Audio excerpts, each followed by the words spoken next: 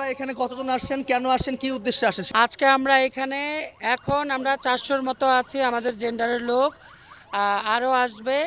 আর গতকাল যে ঘটনাটা ঘটেছে মাইলস্টোন স্কুল অ্যান্ড কলেজের স্টুডেন্টদের একটা মর্মান্তিক ঘটনা আমরা দেখেছি। তো এটা দেখে আমাদের অনেক খারাপ লেগেছে, অনেক কষ্ট লেগেছে।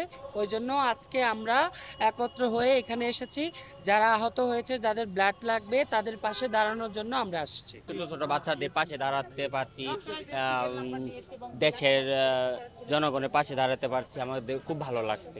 এখানে আসছি মূলত আমরা রক্ত দিতে। আমরা যেন পরশুদিন যে ঘটনাটা ঘটছে, অনেক শিশু হচ্ছে, অনেক বাচ্চারা, কিছু না হলে মনে করেন আমাদের ভাই ভাগার হতে পারতো, আমাদের কারণ ভাই ভাগাদের সন্তান হতে পারতো। সেই হিসাবে আমরা আসছি তাদেরকে রক্ত দিতে। তারা যদি নেয় গ্রুপের সঙ্গে ম্যাচ হয় তো দিব, আর যদি না নিলে তো দেওয়া যাবে না। আবার অনেকে বলে যে এদের রক্ত কি নেওয়া যাবে কি যাবে না, এরকম কিন্তু মানুষ অনেক সংকোচ করে সমালোচনা করে।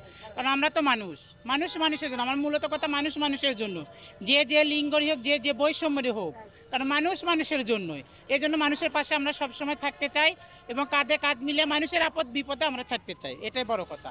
ব্লাড টেস্ট করানো হয়েছে, টেস্ট করে আসলাম, সিরিয়াল আসবে, তখন আমাদেরকে ডাকবে।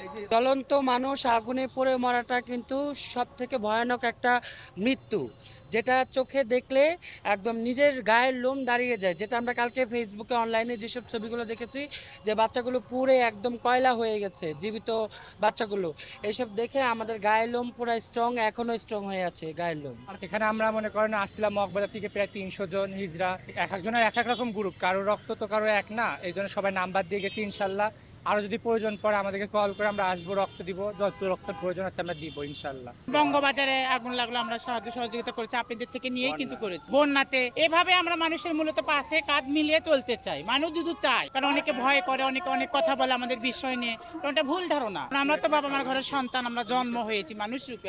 আমরা আসছি কুড়িল বিশ্ব রোড থেকে। হ্যাঁ, আমরা প্রায় 400 জনের মতো এখানে আমরা আসছি।